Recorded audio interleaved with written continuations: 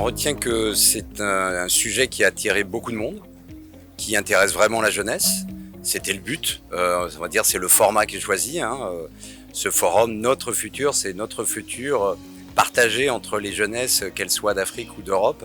Et donc ce sujet de la langue française, en Afrique, elle se pose certainement différemment en France, c'est un sujet qui intéresse beaucoup la jeunesse et qui fait débat. On a bien vu qu'il y a beaucoup de débats très intéressants, beaucoup d'opinions exprimées entre des jeunesses de différents pays en Afrique, avec également des Africains d'une autre génération et avec des points de vue différents. Ça, c'est le premier point que je retiendrai.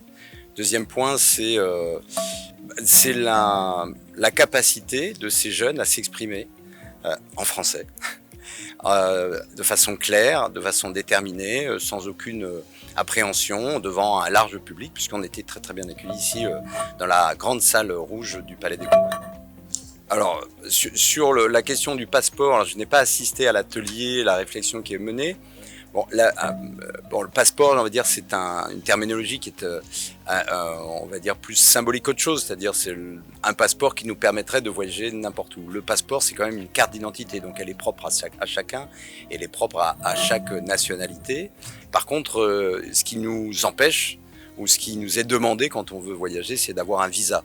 Et donc, je comprends qu'il y a plutôt un travail sur le visa et sur des facilités, des dispositifs à imaginer, à mettre en œuvre, à voter, qui fait qu'on puisse, en étant francophone, avoir une plus grande facilité de voyager dans l'espace francophone.